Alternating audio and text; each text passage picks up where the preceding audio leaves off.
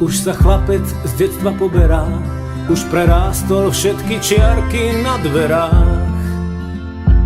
Už sa chlapec, už sa lúči, už mu vzali zlatý kľúčik. Už sa chlapec, už sa poberá, už sa chlapec poberá. Zostal mu len brak a nožík, pieseň, ktorú tajne zložil. Malý modrý kúsok leta, všetko, čo si zapamätal. Vôňa stromov, farba polí, tie najkrajšie prvé góly a tváre kamarátov. Silný a odvážny, plachý a nesmelý, pobeží v ústrety tajomstvám dospelých. Pobeží v ústrety tajomstvám dospelých. Pobeží v ústrety tajomstvám dospelých.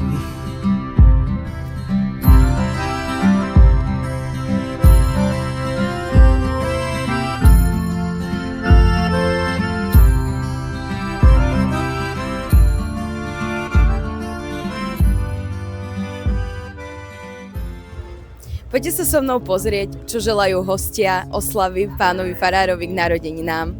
Tak ja by som chcel nášmu otcovi Marianovi zaželať všetko zdravie na svete a teda k tej 60-ke, keďže je chlap, pri chlapoch sa môže podať aj vek, tak by som chcel zaželať veľa zdravia a dozvedeli sme sa, že sa chce dožiť 100 rokov, takže do tých ďalších 40 minimálne, aby bol taký dobrý otec a aby viedol tie svoje ovečky tak ako doteraz a že sme strašne vďační za všetku jeho prácu, ktorú nám odozdáva v našom meste. Pánovi farárovi by som zaželala veľa šťastia, lásky a Božieho požehnania, nech je furt taký vysmiatý, aký je.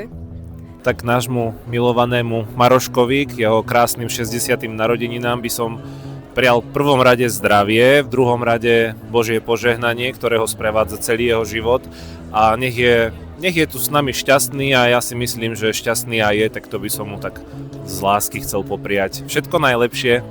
Tak hlavne veľa zdravia, šťastia, lásky a Božieho požehnania a nech zostane naďalej takým pozitívne naladeným človekom ako doteraz. Hlavne veľa zdravíčkov. Maroškovi len veľa radostí, zdravia, šťastia a ešte raz radosti. Amen. Aleluja.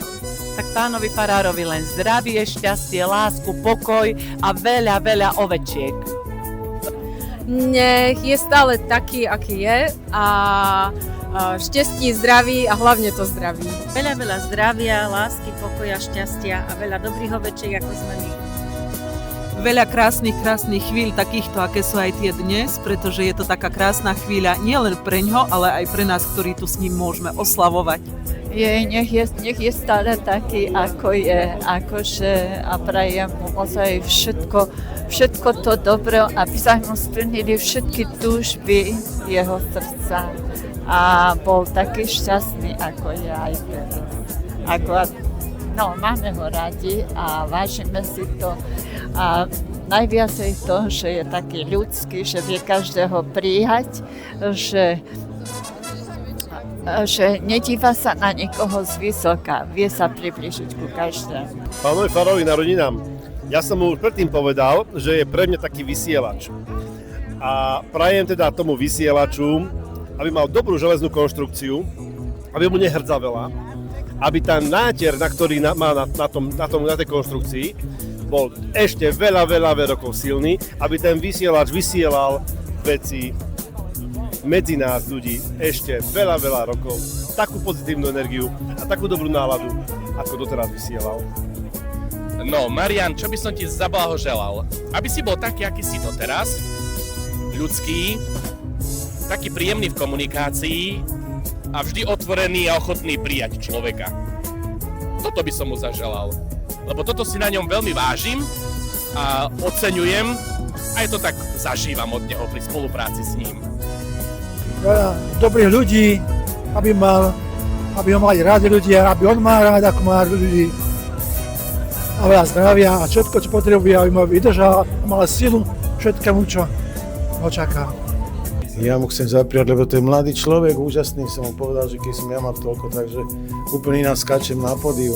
Nech sa mu samozrejme darí medzi vami, určite ho máte radi, čiže je obľúbený a to je to najlepšie, čo sa môže takému človeku dobrému stať. A našli sme aj spoločných priateľov, či už u nás na Devíne, je pán farár Gavenda, poznajú sa veľmi dobre. A potom sme našli aj spoločného kamaráta dokonca v Vancouveri. Takže do ďalšieho života len nič menej ako raz toľko, a byť taký obľúbený, mal široké srdce, aby mal pohodu a zdravie. Pán farár, tak aké nejaké máte také posolstvo, ktoré by ste možno odkázali ľuďom, čo boli aj tu dnes na oslave, alebo tak celkovo? Takže im veľmi ďakujem, že si našli čas a že je to asi najkrajšia cesta, ako prežiť život, keď sa môžeme stretať a budovať vzťahy.